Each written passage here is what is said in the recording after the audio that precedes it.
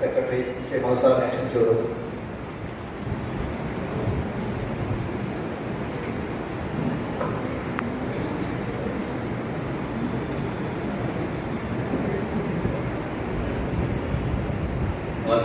സന്ദേശം വായിക്കാൻ doctor Shashi Tharoor, member of parliament, Kerala Hindi Prachara Sabha Hindi പ്രചാരകർക്കും അധ്യാപകർക്കുമായും അധ്യാപക പരിശീലന കോഴ്സ് സംഘടിപ്പിച്ചുവെന്നറിഞ്ഞ് അതിയായ സന്തോഷം. ഭാരത സർക്കാർ പ്രധാന ഔദ്യോഗിക ഭാഷയായി ഉപയോഗിച്ചു വരുന്നത് ഹിന്ദിയാണ്. ഇന്ത്യയുടെ ഭൂരിഭാഗം പ്രദേശങ്ങളിലും ഹിന്ദി സംസ്ഥാന ഭാഷയാണെങ്കിലും നിലവിലുണ്ട്. നമ്മുടെ കേരളത്തിൽ ഹിന്ദി ഭാഷ വ്യാപകമായി പ്രചാരത്തിലുണ്ട്. ഹിന്ദി ഭാഷ നമ്മുടെ സമൂഹത്തിൽ പ്രചാരത്തിൽ വന്നതിന് പിന്നിൽ കേരള ഹിന്ദി പ്രചാര സഭയുടെ പ്രവർത്തനങ്ങൾക്കും ഒരു പ്രധാന പങ്കുണ്ട്. മെച്ചപ്പെട്ട പ്രവർത്തനത്തിലൂടെ ഇനിയും മുന്നേറുവാൻ കേരള ഹിന്ദി പ്രചാര സഭയ്ക്ക് കഴിയട്ടെ എന്ന് ആശംസിക്കുന്നു. അധ്യാപക പരിശീലന പരിപാടിയുടെ സമാപന സമ്മേളനത്തിൽ ഉദ്ഘാടകനായി എന്നെ ക്ഷണിച്ചതിൽ പ്രത്യേകം നന്ദി അറിയിക്കുന്നു. എന്നാൽ ചില ഔപചാരിക കാരണങ്ങളാൽ നിങ്ങളുടെ ഈ മഹനീയ സമ്മേളനത്തിന്റെ പ്രധാന ചടങ്ങിൽ നിങ്ങൾക്ക് പങ്കെടുക്കാൻ കഴിയാത്തതിൽ ദുഃഖമുണ്ട്. അധ്യാപക പരിശീലന പരിപാടിയിൽ പങ്കെടുത്ത എല്ലാവർക്കും വിദ്യാസംസ്ഥകൾ നേരുന്നു. ഒപ്പം കേരള ഹിന്ദി പ്രചാര സഭയുടെ മുന്നോട്ടുള്ള പ്രയാണത്തിന് എല്ലാവരും പിന്തുണയും അറിയിക്കും. ഏവർക്കും നന്മ വരട്ടെ. ഡോക്ടർ ശശി തരൂർ അദ്ദേഹത്തിനെ ഈ സർട്ടിഫിക്കറ്റ് വിതരണത്തിനായി ക്ഷണിച്ചിരുന്നു. നമ്മുടെ മുൻ പ്രധാനമന്ത്രിയുടെ നിര്യാണാർത്ഥം അദ്ദേഹത്തിന് ഡൽഹിക്ക് പോയിട്ട് വന്നതുകൊണ്ടാണ് അദ്ദേഹം ആശംസകൾ അറിയിച്ചത്. ഇനി നമുക്ക് നമ്മുടെ കാര്യങ്ങളിലേക്ക് ഇന്നിവിടെ രാവിലെ വന്ന് ഇത്രയും നേരം നിങ്ങളുടെ ഇരുന്നതിൽ അത് നഷ്ടമായി പോയി എന്നുള്ള തോന്നൽ ആരെങ്കിലും ഉണ്ടോ? വന്നത് നഷ്ടമായി പോയി അല്ലെങ്കിൽ പ്രതീക്ഷിച്ച ഗുണം കിട്ടിയില്ല എന്നുള്ള ആർക്കെങ്കിലും അങ്ങനെ അഭിപ്രായമുണ്ടോ? കാര്യമായിട്ട് ചെയ്യില്ല. അങ്ങനെ ആരെങ്കിലും ഉണ്ടോ? കൈവയ്ക്കാനും പറ്റും. അപ്പൊ എന്തെങ്കിലുമൊക്കെ ഗുണം കിട്ടി എന്ന് ഞാൻ വിശ്വസിക്കാം, അല്ലേ? 100% അല്ലെങ്കിൽ പോലും കുറച്ചെങ്കിലും ഇന്നത്തെ മുൻനിർത്തെ ഈ നവീകരണ പാഠ്യക്രമ പദ്ധതി പ്രകാരം ഗുണങ്ങൾ കിട്ടി എന്ന് വിശ്വസിക്കും. ഇനി എനിക്ക് പറയാനുള്ള കാര്യങ്ങൾ ഞാനൊന്ന് പറയാം. അതിനുശേഷം നിങ്ങളുടെ എല്ലാ സംശയങ്ങൾക്കും മറുപടി പറയും. പ്രധാനമായിട്ട് പറയുന്ന ഒരു കാര്യം, ഈ അപേക്ഷാ പാഠങ്ങൾ ഒരു 60% പൂരിപ്പിക്കുന്നത് കുട്ടികളല്ല, പ്രചാരകരാണ്. പ്രചാരകർ പലരും പൂരിപ്പിക്കുന്നത് അപൂർണമായിട്ടാണ്. അതിനകത്ത് ഒരുപാട് ബുദ്ധിമുട്ടുണ്ടാവുന്നുണ്ട്. ശരിക്കുള്ള വിദ്യാഭ്യാസ യോഗ്യത അതിനകത്ത് അവര് അറ്റാച്ച്യാറിൽ കാണിക്കാറ്, ജന്മതീയതി കാണിക്കാറ്, പേരുകൾ തന്നെ ഹിന്ദിയിലും മലയാളത്തിൽ എഴുതുമ്പോൾ തന്നെ ശൈലജ തുടങ്ങിയത് SHI കൊണ്ട് SHOE കൊണ്ട് ഇത് ഏതാണെന്ന് പോലും കൃത്യമായിട്ട് അറിയാത്തത് കൊണ്ട് എന്ത് പറ്റുന്നു, പിന്നീട് വന്നിട്ട് സർട്ടിഫിക്കറ്റ് തരണം, മാർക്ക് ലിസ്റ്റ് തരണം. അതും പലപ്പോഴും ഇത് കാലങ്ങൾ കഴിഞ്ഞിട്ട് പഠിക്കാൻ കുട്ടികളില്ലാതെ വിളിച്ചു പറയുകയാണ്. ഇന്ന് ഈ സ്ഥിതിയിലേക്ക് വരെ എത്തുന്നതിന് പ്രധാനപ്പെട്ട ഒരു പരിധിവരെ കാരണം സഭയുടെ ഭരണാധികാരികൾ നിങ്ങളുമാണ്. അല്ലാതെ ഹിന്ദിയുടെ ദോഷം കൊണ്ടൊന്നുമില്ല. ഹിന്ദി അന്നും ഇന്നല്ല, ഒരു ഹിന്ദി തന്നെയാണ്, ദേവനാഗരി ലിപിയുടെ ഒരു ഭാഷ തന്നെയാണ്. എന്തുകൊണ്ടാണ് വരാത്തത്? നമ്മുടെ പ്രവൃത്തി ദോഷം കൊണ്ടാണ്. ഹിന്ദിക്ക് കിട്ടുന്ന അത്രയും വിലയും നിലയും അവസരങ്ങളും ഇന്ന് ഒരു ഭാഷയ്ക്കോ മറ്റൊന്നിനും ലഭിച്ചിട്ടില്ല. ഇതിലിരിക്കുന്ന എത്ര പേർക്ക് അറിയാതിരിക്കാൻ ഏറ്റവും നമ്മുടെ ബ്രാഞ്ചുകളുടെ പല മഹാവിദ്യാലയങ്ങളും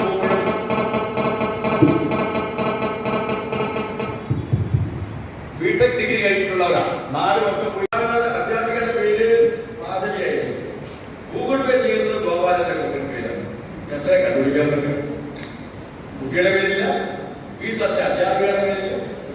ഇത്തരം ബുദ്ധിമുട്ടുകൾ ഒഴിവാക്കണം. കാരണം ഗണിതം വളരെയധികം ബുദ്ധിമുട്ടുണ്ടാകും. അതുകൊണ്ട് കഴിയുന്നിടത്തോളം ഇപ്പൊ നമ്മുടെ പുതിയ സംവിധാനം കണ്ടുപിടിച്ച് വെച്ചിട്ടുണ്ട്. പക്ഷെ നമുക്ക് പ്രചാരകർക്ക് എത്ര പേർക്ക് ഉൾക്കൊള്ളാൻ കഴിയുന്നില്ല. സമയം പറയും. പണ്ട് കാലത്ത് നിങ്ങളുടെ വിദ്യാലയത്തിൽ പോകുമ്പോൾ നേരിട്ട് പോയി അപേക്ഷ കൊടുക്കാറുണ്ടോ? നിങ്ങളുടെ ഇല്ല, അക്ഷയയിൽ പോയിട്ട് കമ്പ്യൂട്ടർ അടിച്ചിട്ട് കൊടുത്താൽ മതി, നിങ്ങളുടെ സർട്ടിഫിക്കറ്റ് വരും. അതുപോലെ നിങ്ങൾക്ക് വീട്ടിൽ ഇരുന്നുകൊണ്ട് തന്നെ ഫീസ് അടയ്ക്കാനും കുട്ടിയുടെ പരീക്ഷാ പാഠം വലിയ തയ്ക്കാനുള്ള സംവിധാനം ഇവിടെ ചെയ്തു വെച്ചിട്ടുണ്ട്.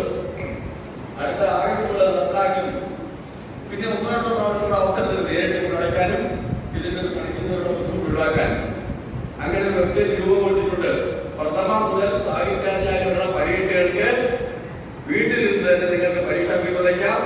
നിങ്ങൾക്ക് മാർക്കറ്റ് ഡൗൺലോഡ് ചെയ്തൊക്കെ ഇവിടെ വരേണ്ട സർട്ടിഫിക്കറ്റ് മാത്രം നിങ്ങൾക്ക് വീട്ടിൽ ചെയ്തിട്ടുണ്ട്. അങ്ങനെ ഒരു സംവിധാനം കൂടെ ചെയ്തു വെച്ചിട്ടുണ്ട്. ആഗസ്റ്റ് വരെ നടക്കുക ചെയ്യാൻ പറ്റുന്നതിന് സഹകരിക്കുന്നുണ്ട്. മുഴുവൻ മുഴുവൻ സാഹിത്യ പരീക്ഷകളുടെ അപേക്ഷ പാസത്തോടൊപ്പം SSLC പരീക്ഷ പാസ്സായതിന്റെ സർട്ടിഫിക്കറ്റ് നിർബന്ധമായിട്ടുണ്ട്. ഇത് പലപ്പോഴും ആരും വെട്ടാറില്ല. അതിൻ്റെതായ ഒരുപാട് ബുദ്ധിമുട്ടുകളുണ്ട്. തൊഴിൽ കിട്ടാൻ ആ തൊഴിൽ കിട്ടുന്നുണ്ടെങ്കിൽ അംഗീകാരം വേണം. അത്തരം അംഗീകാരമുള്ള കോഴ്സുകളായി മാറണമെങ്കിൽ ചില നിയമങ്ങൾ നമ്മൾ നടപ്പിലാക്കിയിട്ടുണ്ട്. അതിലൊരു നിയമമാണ് ഈ പറഞ്ഞ സാഹിത്യം. പക്ഷെ വടക്കേ പരമാവധി ബുദ്ധിമുട്ടുണ്ട്. +2 കഴിഞ്ഞിട്ടാണ് അവിടെ കൂടുതൽ ചേർക്കുന്നത്. അത് കഴിഞ്ഞ് അത് പാസ്സായാൽ മാത്രമേ സാഹിത്യാചാര്യക്ക് ചെയ്താൽ പറ്റൂ. അല്ലെങ്കിൽ സാഹിത്യാചാര്യക്ക് സെക്കൻഡ് BA ഹിന്ദിക്കോ അല്ലെങ്കിൽ ഏതെങ്കിലും ഗ്രാജുവേഷനിൽ സെക്കൻഡ് ലാംഗ്വേജ് ഹിന്ദി എടുത്താൽ മാത്രമേ നിങ്ങൾ അവിടെ സാഹിത്യാചാര്യക്ക് ചേർക്കൂ. അതിന്റെ ദോഷം യൂണിവേഴ്സിറ്റിയുമായിട്ട് വരുമ്പോൾ 4 വർഷം പഠിക്കേണ്ട ഒരു ഡിഗ്രി. യൂണിവേഴ്സിറ്റിയുടെ നിയമം 3 വർഷം ഡിഗ്രി കിട്ടാൻ. അപ്പൊ +2 സാഹിത്യാചാര്യോടൊപ്പം ഈ പറയുന്ന ഓപ്പൺ വിദ്യാലയത്തെ പഠിച്ച പേപ്പർ വായിച്ചതൊക്കെ പക്ഷെ ആ പേപ്പർ വായിക്കണമെങ്കിൽ പൂര കടാടി കഴിഞ്ഞിട്ട് ലോകം നോക്കുന്നത് അതിൽ തന്നെ മാറി മതിയും. ഇവിടെ തന്നെ കഴിയുന്നുണ്ടാക്കാം. തുലേ കട്ടിയാറുണ്ടല്ലോ. തുലേ കട്ടിയാറില്ല എഴുതിക്കാൻ പ്രയാസമായിട്ട് പേപ്പറിൽ എഴുതും. പഠിപ്പിക്കണം. ഒരു ബ്ലാക്ക് ബോർഡിൽ ഒരു ചെറിയ ബ്ലാക്ക് ബോർഡോ എന്തെങ്കിലും മാറ്റി പഠിപ്പിക്കോ ടിവി പഠിപ്പിക്കില്ല. നമ്മുടെ കടമയുടെ ടെക്സ്റ്റ് ബുക്ക് കുറച്ചുകൂടി കളർഫുള്ളായ കുട്ടികളെ കുറച്ചുകൂടി ആകർഷിച്ചിട്ടുണ്ട് എന്നൊരു തോന്നലുണ്ടായിട്ടുണ്ട്. കാരണം ഞാൻ CBSE സ്കൂളിൽ അധ്യാപികയായിരുന്നു. അത് മതിയാക്കിയാണ് ഞാൻ സ്വന്തമായിട്ട് സ്ഥാപനം സ്റ്റാർട്ട് ചെയ്തത്. 1 ഇയർ ആയിട്ടുള്ളൂ. ഹിന്ദി മാത്രം വെച്ചിട്ട് വെറും 5 കുട്ടികളെ വെച്ച് സ്റ്റാർട്ട് ചെയ്തതാണ്. ഇപ്പൊ 125 കുട്ടികളുണ്ട്. അത് 1 ഇയർ കൊണ്ടാണ്. അതായത് ഹിന്ദി CBSE സ്കൂളുകളിലെ കുട്ടികളെ പഠിപ്പിക്കുന്നത് സ്റ്റേറ്റിലെ കുട്ടികളെ. സാർ പറഞ്ഞതുപോലെ 9th സ്റ്റാൻഡേർഡിലെ കുട്ടികൾക്ക് പോലും അക്ഷരം അറിയാത്ത കുട്ടികളുണ്ട്. അതേസമയം CBSE KG സെക്ഷനിലെ കുട്ടികളെയൊക്കെ എന്റെ ഗുരുനാഥൻ കൂടിയാണ് കേശവ് സാർ. ഞാൻ ഇവിടെ തന്നെയാണ് ആചാര്യ പഠിച്ചതും. അപ്പോ സാറിന്റെ മുന്നിലേക്ക് നിന്ന് പറയുമ്പോൾ സാറിന് നമ്മുടെ ബുക്കൊക്കെ വലിച്ചെറിയുന്ന രംഗമാണ് ഓർമ്മ വരുന്നത്. അത് ഞങ്ങളെ കൃത്യമായി ഓരോ എഴുതുമ്പോഴും ആ വടിവത്തക്ഷരം ഞാൻ അങ്ങനെ തന്നെയാണ് കുട്ടികൾ ഫോളോ ചെയ്യുന്നത്. സാർ പറഞ്ഞതുപോലെ പേരൻസിന് വൈറ്റ് ബോർഡിൽ എങ്ങനെയാണ് 2 ലൈൻ യൂസ് ചെയ്താൽ പോരെ എന്നൊരു ചോദ്യം ആദ്യം ഇടും. അപ്പൊ ഞാൻ അങ്ങോട്ട് പറയാം അങ്ങനെയല്ല, ഇങ്ങനെയാ പഠിപ്പിക്കേണ്ടത്. ഇങ്ങനെയൊക്കെ മാത്രം എവിടെയൊക്കെ ചെല്ലണം, എവിടെ എത്തണം എന്നൊക്കെ പഠിപ്പിച്ചു കൊടുക്കാറുണ്ട്.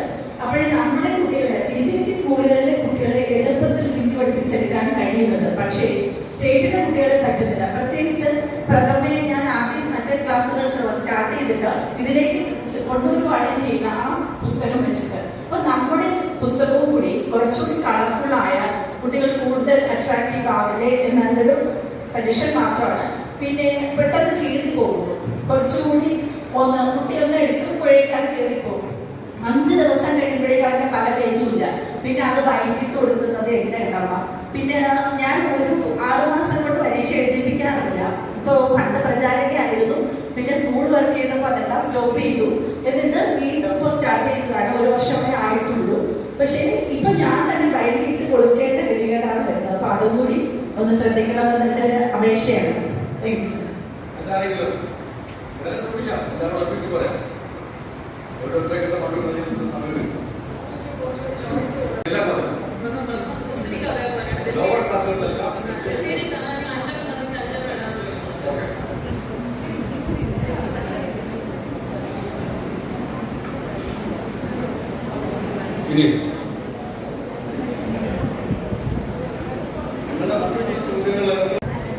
ഇവിടെ ഒരു ടീച്ചർ പറയുകയുണ്ടായി സ്റ്റേറ്റ് സിലബസും CBSE സിലബസിന്റെയും ഡിഫറൻസ് ആണ് എനിക്ക് മനസ്സിലാക്കാൻ കഴിഞ്ഞത്. പക്ഷെ എൻ്റെ അടുത്ത് വരുന്ന കുട്ടികൾ സ്റ്റേറ്റ് ആയിക്കോട്ടെ CBSE ആയിക്കോട്ടെ കുട്ടികളുടെ ഹിന്ദിയിലുള്ള അറിവ് നമ്മൾ മനസ്സിലാക്കുന്നത് കുട്ടി കേരള ഹിന്ദി പ്രചാര സഭയുടെ ഏത് ക്ലാസ് വരെ പഠിച്ചിട്ടുണ്ട് എന്ന് ഞാൻ ആദ്യമേ ചോദിച്ച് മനസ്സിലാക്കി വെക്കാറുണ്ട്. അവരിൽ പ്രത്യേക ഒരു ക്വാളിറ്റി എനിക്ക് കാണാൻ കഴിയുന്നുണ്ട്. ഇതിൽ നിന്ന് ഞാൻ മനസ്സിലാക്കാൻ കഴിയുന്നത് സ്റ്റേറ്റ് അല്ലെങ്കിൽ ഗവൺമെന്റ് സ്കൂളിലെ ടീച്ചേഴ്സ് ബേസിക്കലി ഗ്രാമറോടുകൂടിയോ അല്ലെങ്കിൽ ക്വാളിറ്റിയോടുള്ള ഒരു അധ്യാപനം കുട്ടികൾക്ക് കൊടുത്തു എന്ന് എനിക്ക് മനസ്സിലാക്കാൻ തുടങ്ങിയിട്ടില്ല. ഞാനും CBSE സ്കൂളിൽ ഒരു 20 വർഷം വരെ വർക്ക് ചെയ്തിട്ടുണ്ട്. അവിടെയും എനിക്ക് ഇതുപോലുള്ള പഠിച്ചു വരുന്ന കുട്ടികൾക്ക് സ്റ്റാൻഡേർഡ് ഉള്ളതായും അല്ലാത്ത കുട്ടികൾക്ക് സ്റ്റാൻഡേർഡ് ഇല്ലാത്തതായിട്ടുമാണ് എനിക്ക് മനസ്സിലാക്കാൻ കഴിയുന്നത്. പക്ഷെ സാർ ഇവിടെ പ്രസംഗത്തിൽ പറഞ്ഞത് കുറേ അധ്യാപകർ നല്ലവണ്ണം പഠിപ്പിക്കുന്നില്ല, നല്ലവണ്ണം മൂല്യനിർണ്ണയം ചെയ്യുന്നില്ല എന്നൊക്കെയാണ്. പക്ഷേ ഞാൻ മനസ്സിലാക്കിയ ഗവൺമെന്റ് ടീച്ചേഴ്സിന്റെ സംസാരത്തിൽ നിന്ന് എനിക്ക് മനസ്സിലാക്കാൻ കഴിയുന്നത് അവർ വാല്യുവേഷന് പോകുമ്പോൾ ഗ്രീൻ ഇങ്ക്, ബ്ലാക്ക് ഇങ്ക് എന്നിവ കൊണ്ടുപോകാറുണ്ടെന്നും അവർക്ക് മുകളിലുള്ള നിർദ്ദേശപ്രകാരം അവരനുസരിച്ച് മാർക്ക് കൂട്ടിയിട്ട് 99.9% ആയിട്ട് അവരുടെ റിസൾട്ട് വർദ്ധിപ്പിച്ചു വരുന്നതാണ് ഈ സ്റ്റാൻഡേർഡ് ഇല്ലായ്മ എന്നാണ് എൻ്റെ ഒരു അഭിപ്രായം.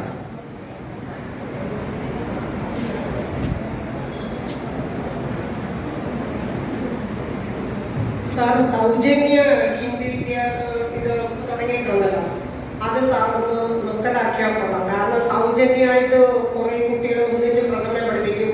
ഈ പ്രഥമ പഠിക്കുന്ന കുട്ടികളെ തിരിച്ച് ദൂസരി പഠിക്കാൻ ഞങ്ങളുടെ വരുമ്പോൾ ഇതിനൊക്കെ ഒന്നും അറിഞ്ഞൂടാ.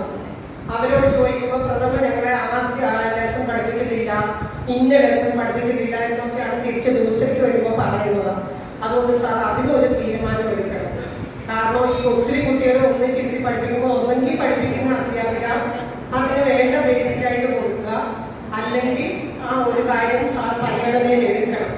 എങ്കിലേ ഞങ്ങളെ പോലുള്ള അധ്യാപികർക്ക് അത് മുന്നോട്ട് കൊണ്ടുപോകാൻ പറ്റും. കാരണം ബേസിക് കിട്ടുന്നില്ല കുട്ടികൾക്ക്, പ്രഥമ ബേസിക് കിട്ടുന്നില്ല പല കുട്ടികൾക്കും. അതുകൊണ്ട് അതൊന്നും പരിഗണനയിൽ കൊണ്ടുവരണം. സർ, ഞാനൊരു 10 വർഷത്തിലധികമായി എല്ലാ വർഷവും എനിക്ക് കുഞ്ഞുങ്ങളുണ്ട് പഠിപ്പിച്ചുകൊണ്ടിരിക്കുകയാണ്. അപ്പോൾ നമുക്ക് ഇതിപ്പോൾ വർഷത്തിലൊരിക്കലൊക്കെയാണ് ഇങ്ങനൊരു പാഠ്യക്രമം പിന്നെന്താണ് സമ്മേളനം വഹിക്കുന്നത്.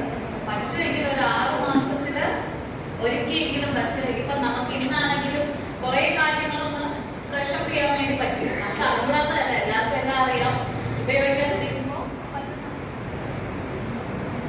പറ്റുന്ന അപ്പോൾ ഒരു 6 മാസം കൂടുമ്പോൾ നമുക്ക് അതിനെ പറ്റി ഒരു അവയർനെസ്, ഒരു ചെറിയ ക്ലാസ് ഒക്കെ തന്നെ നമ്മളത് അപ്ഡേറ്റ് ചെയ്യും.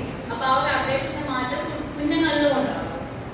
അതുപോലെ ഈ ക്വസ്റ്റ്യൻ പേപ്പറുമായിട്ട് നമുക്കും ഒരു ക്വസ്റ്റ്യൻ പേപ്പർ അതിന്റെ അനാലിസിസ് ഇത് വയ്ക്കണം. അതെന്റെ ഒരു റിക്വസ്റ്റ് ആണ്. കാര്യം എന്ന് വെച്ച് കഴിഞ്ഞാൽ ഇപ്പൊ പ്രഥമയ്ക്കൊക്കെ മാറ്റി വന്നപ്പോഴത്തേക്ക് ഒരു ബോക്സ് വെച്ചത് സമാൻ മാത്രകാല ശബ്ദം. എനിക്ക് ഇന്നും അത് സംശയമാണ്. നോക്കുമ്പോൾ ഇതിൽ കിതാബെന്ന വാക്കാണ്, അപ്പുറത്ത് എഴുതാൻ നോക്കുമ്പോൾ അതെനിക്ക് കിട്ടത്തില്ല എഴുതാം. പിന്നെ വേണമെങ്കിൽ കുഞ്ഞിന് പറഞ്ഞിട്ടുള്ള കിതാബ് 3 അക്ഷരം, ഈ 3 അക്ഷരം വരുന്നവരൊക്കെ അതിൽ സെലക്ട് ചെയ്ത് എഴുതാം. എന്താണ് അത് ഒരു വ്യക്തത ഇതുവരെയും എനിക്ക് വന്നിട്ടില്ല. പിന്നെ അപ്പൊ ക്വസ്റ്റ്യൻ പേപ്പറിന്റെ ഒരു ഇതുപോലെ കിട്ടിയാൽ നല്ലതായിരുന്നു. സംശയമല്ല, ഒരു ക്വസ്റ്റാണ്.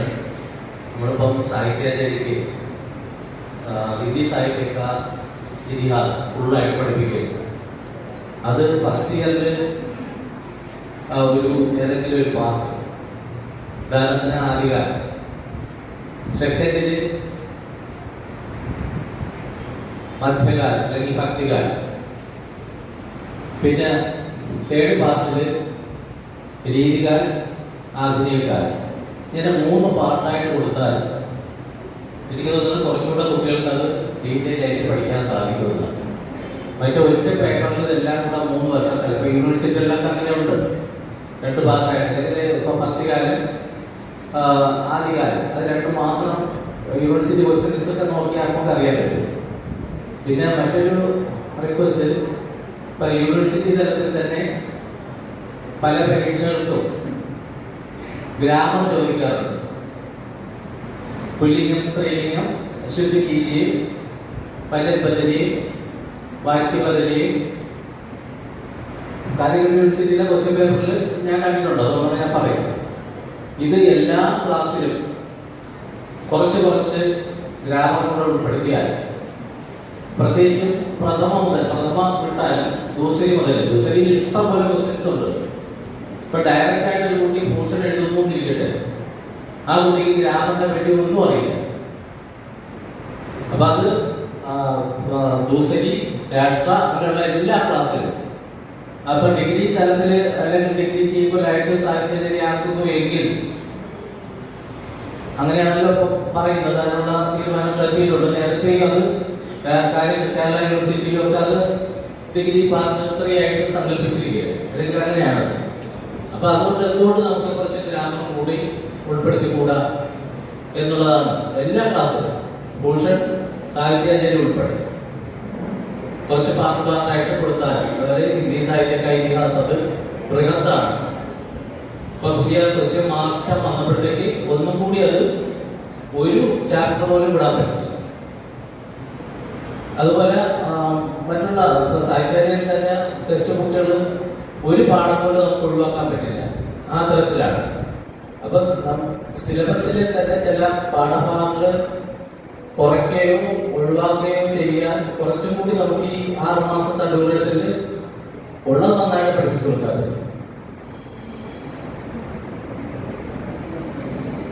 ഭൂഷന്റെയും സാഹിത്യാചാര്യയുടെയും പരിയോജന പ്രോജക്റ്റിനെ കുറിച്ച് നമുക്ക് സിലബസിൽ കൊടുത്തിട്ടുണ്ടല്ലോ. അത് അല്പം കൂടെ ഭൂഷന് 30 പേജ് എന്നുള്ളത് അല്പം കുറയ്ക്കാൻ കഴിയില്ലേ? അതേപോലെ സാഹിത്യാചാര്യ 30 പേജായ കുഴപ്പമില്ല. അത് എനിക്കൊരു അഭ്യർത്ഥനയുണ്ട്. പിന്നെ അതുപോയിട്ട് ആ പരിയോജനയെ കുറിച്ച് ഒരു എന്തൊക്കെയാണ് പുസ്തകത്തിൽ തന്നിട്ടുണ്ട്, എന്നാലും ഒരു ലഘു വിവരണം കുട്ടികളെ കൊണ്ട് തയ്യാറാക്കേണ്ട ഒരു ക്ലാസ് ആയിട്ടൊന്ന് നൽകണം എന്നാണ് എനിക്ക് അഭ്യർത്ഥന. പിന്നെ വേറൊരു കാര്യം, ഈ നിലവാരം വർദ്ധിക്കുന്നതിനെ പറ്റി നമ്മൾ ഇന്നത്തെ ക്ലാസ് അതാണ് ഉദ്ദേശിച്ചത്. ഭാഷാ പരിജ്ഞാനവും പിന്നെ അതേപോലെ തന്നെ ഞാൻ കുറച്ച് വർഷങ്ങൾ കൊണ്ട് മൗഖിക പരീക്ഷയ്ക്ക് ഈ സഭ എന്നെ ഒരു സ്കൂളിൽ ഓരോ വർഷം ഓരോ സ്കൂളിൽ ഏർപ്പെടുത്തുന്നുണ്ട്. ഭൂഷൺ സാഹിത്യാചാര്യം വരുന്ന കുട്ടികൾക്ക് വാസ്തവത്തിൽ ഒരു രീതിയിലുള്ള ഗ്രാമങ്ങൾ അവർക്ക് അറിഞ്ഞു. ടെൻസ് ചോദിച്ചാൽ അറിഞ്ഞൂടാ, പിന്നെ ശുദ്ധഗിരിയിലാണെന്ന് ചോദിച്ചാൽ അറിഞ്ഞൂടാ, പഠിച്ച പുസ്തകങ്ങളുടെ പേരിലെ കഥാപാത്രങ്ങൾ പറയാൻ അറിഞ്ഞൂടാ. അതൊക്കെ കുട്ടികൾ പഠിക്കുന്നില്ല. അതൊക്കെ സാറിനോട് പറഞ്ഞു. പക്ഷെ അല്പം കൂടെ ഒന്ന് താഴ്ന്ന ക്ലാസ്, അതായത് പ്രവേശം മുതൽ ഒന്ന് മൗഖിക പരീക്ഷ ഏർപ്പെടുത്തിക്കൂടെ എന്ന് എൻ്റെ ഒരാഗ്രഹമാണ്. എന്നാൽ ഇത്രയും കൂടെ ഒരു നിലവാരം ഉണ്ടാവുന്നില്ലേ? മുമ്പ് ഉണ്ടായിരുന്നു എന്നാണ് എനിക്ക് തോന്നുന്നത്. പ്രവേശം മുതൽ മൗഖിക പരീക്ഷ ഉണ്ടായിരുന്നു. എന്നാൽ ആ കുട്ടി ഗ്രാമത്തിലെ കൂടെയൊക്കെ പഠിച്ചു വരും. അത് ഭൂഷൺ സാഹിത്യത്തിൽ വരുമ്പോൾ ഗ്രാമർ കമ്പൽസറി ആക്കണം എന്ന്, അതിന് പ്രത്യേക മാർക്ക് കൂടെ ഏർപ്പെടുത്തണം എന്നാണ് എൻ്റെ അഭ്യർത്ഥന.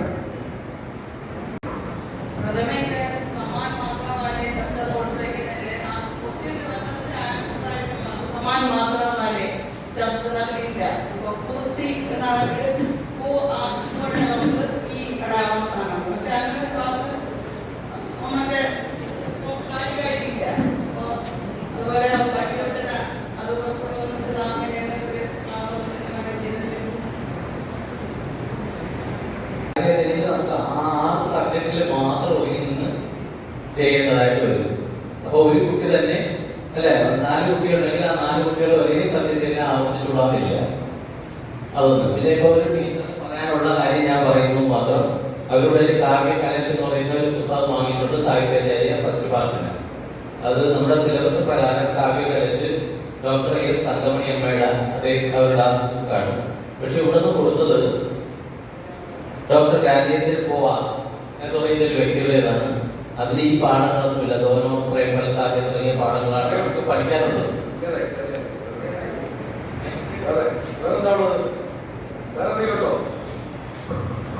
പാഠശാലയിലെ കുറച്ചുകൂടി സെക്കൻഡ് പാർട്ടിനാണ് അപേക്ഷിക്കുന്നത്.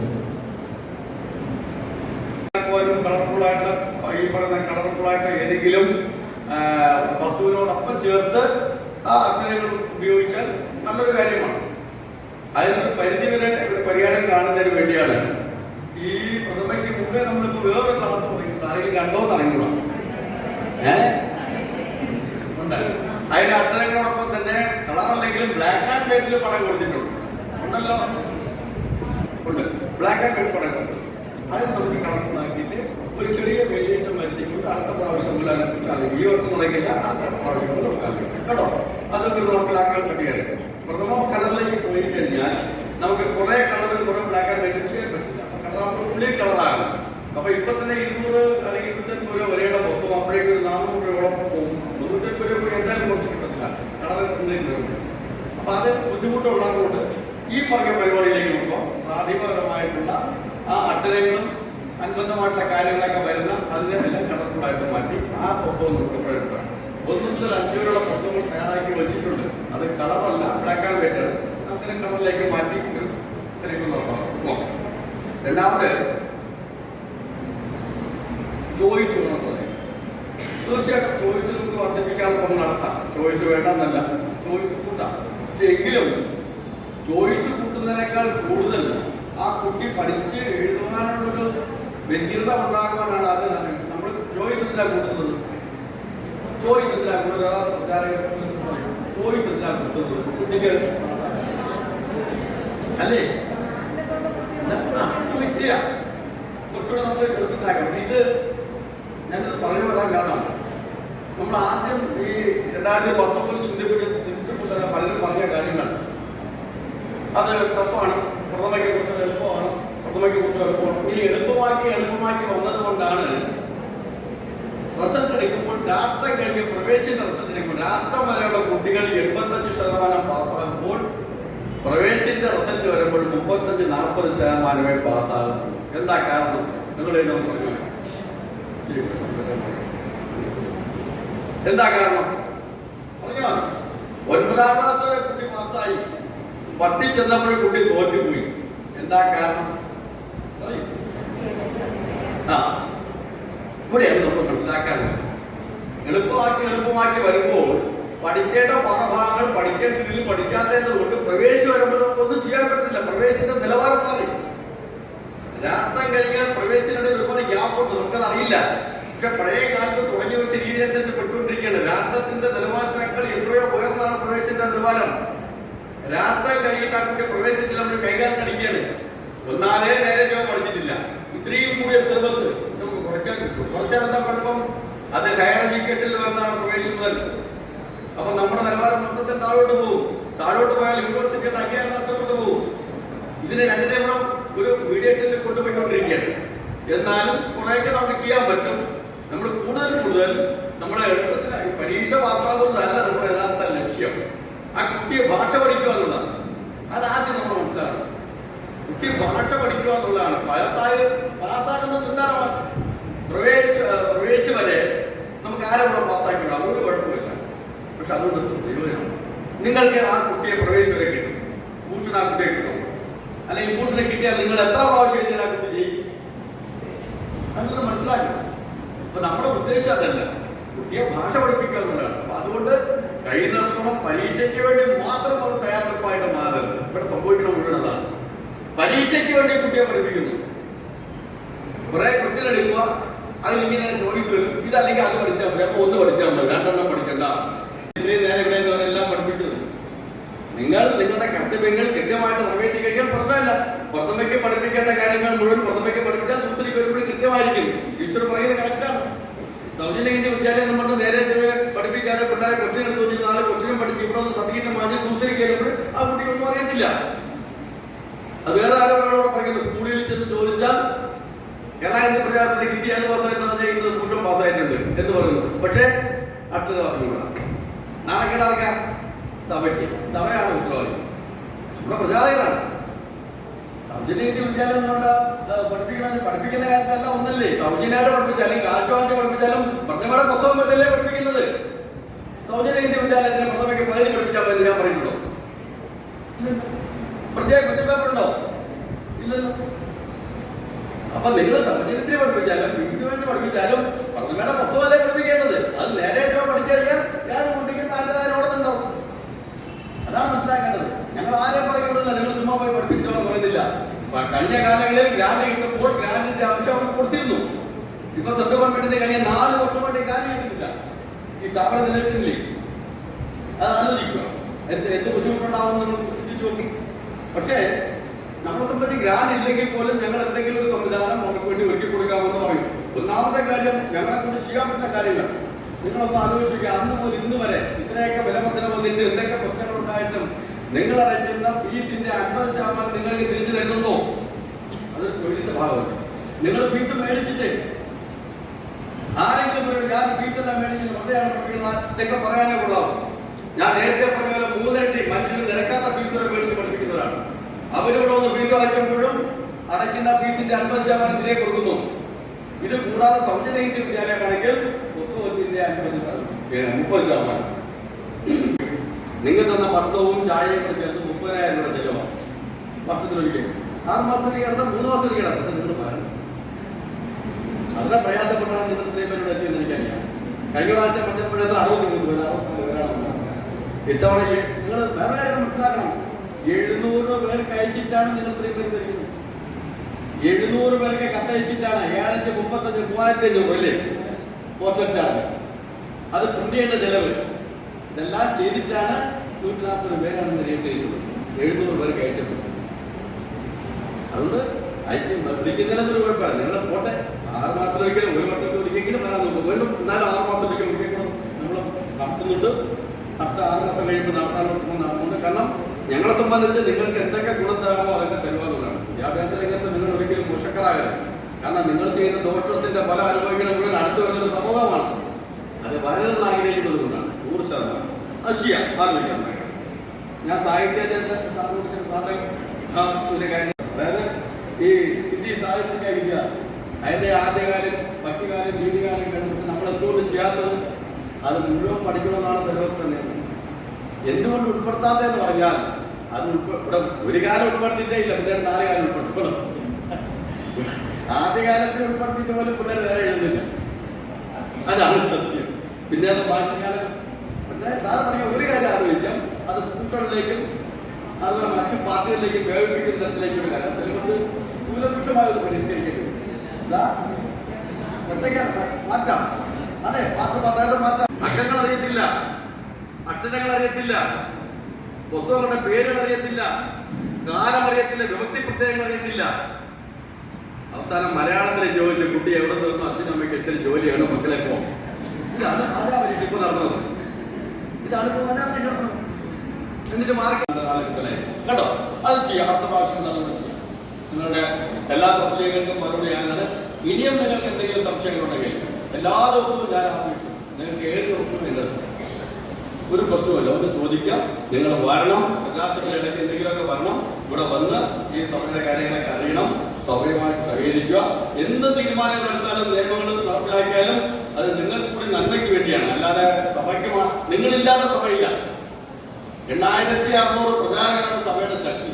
അത് നിങ്ങൾ ആദ്യം മനസ്സിലാക്കണം. നിങ്ങളെക്കാൾ പണ്ട് എത്രയോ 1934 തുടങ്ങിയ പ്രസ്ഥാനമാണ്. 90 വർഷം പൂർത്തിയാകുകയാണ്. നിങ്ങളിൽ എത്ര പേര് ഇപ്പൊ എത്ര കാലമായിട്ടുള്ളത് ഞാൻ പറഞ്ഞ കാര്യമില്ലല്ലോ. വളരെ വളരെ പ്രായമായ പുറകിൽ ഇരിപ്പുണ്ട്, പുനയ സാറൊക്കെ ഇരിപ്പുണ്ട്. എത്രയോ കാലങ്ങളായി പഠിപ്പിച്ചുകൊണ്ടിരിക്കുകയാണ്. അതാ നവതി വരെയുള്ള ആൾക്കാർ ഇപ്പോഴും പ്രചാരകരായിട്ടുണ്ട്. അപ്പോ നിങ്ങളാണ് ശക്തി. പക്ഷേ സഭ നിലനിൽക്കേണ്ടത് നിങ്ങളുടെ ആവശ്യം. അത് നിങ്ങൾ ആദ്യം മനസ്സിലാക്കണം. സഭയുടെ നിലനിൽപ്പെന്നുള്ള പ്രചാരങ്ങളുടെ നിലനിൽപ്പാണ്.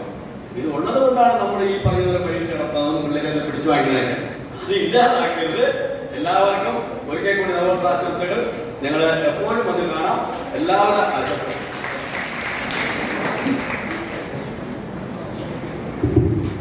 മാത്രയുടെ സംശയം ചോദിച്ചത് പെട്ടെന്ന് പറയാം.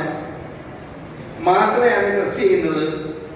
ഉദാഹരണം, ചിരിയ ഒരു വാക്കുണ്ട്, കിതാബ് വേറൊരു വാക്കുണ്ട്. അപ്പൊ ചിരിയയിലെ ചിരിയും കിതാബിലെ കീയും ചേർന്നാൽ മാത്രമേ അതിന്റെ അർത്ഥം തന്നെ വേണമെന്നില്ല. വേറൊരു വാക്ക് ദീവാർ എന്നുണ്ട്, വേറൊരു വാക്ക് കമര എന്നുണ്ട്. ദീവാറിലെ വായും കമരായിലെ രായും ചേർന്നാൽ മാത്രമേ. അതുപോലെ താലാബ് വേറൊരു വാക്ക്, കമര വേറൊരു വാക്കുണ്ട്. താലാബിലെ തായും കമരായിലെ രായും എഴുതിയാണെങ്കിൽ മാത്രമേ. ഇങ്ങനെയുള്ള മാത്രമാണ് കണ്ടെത്തേണ്ടത്. പിന്നെ അതുപോലെ പ്രോജക്റ്റിനെ സംബന്ധിച്ച് പറഞ്ഞതില് സാഹിത്യാചാര്യയില് പ്രോജക്റ്റ് ഉള്ളത് 6 വിഷയങ്ങളാണ്. ഈ 6 വിഷയങ്ങൾ തന്നത് നമ്മൾ എഴുതിയതല്ല. ഇത് യൂണിവേഴ്സിറ്റി തന്ന ആ മെറ്റീരിയൽ അതേപോലെ വെച്ചിരിക്കുകയാണ്. അപ്പൊ അത് വെച്ചാൽ മാത്രമേ നമുക്കിത് കിട്ടുള്ളൂ. അതിൽ നിന്ന് ഏതെങ്കിലും ഇഷ്ടപ്പെട്ട 3 എടുത്ത് ഒരു വിഷയം 10 പേജ്, അങ്ങനെ 3 വിഷയം 30 പേജ്. അതിൽ ആമുഖം വേണമെങ്കിൽ ഓരോന്നിലും നിങ്ങൾക്ക് ഉൾപ്പെടുത്താം. ചില പേജിൽ ചിത്രങ്ങൾ വേണമെങ്കിൽ ഉൾപ്പെടുത്താം. അങ്ങനെ ആയിരുന്നാലും ആ ബുക്കിൽ 10, 20, 15 പേജ് അഡീഷണൽ ആയിട്ട് പേപ്പറുകളുണ്ട്. അതെല്ലാം പൂർത്തിയാക്കണമെന്നില്ല. അപ്പോൾ ഭൂഷന്റെയും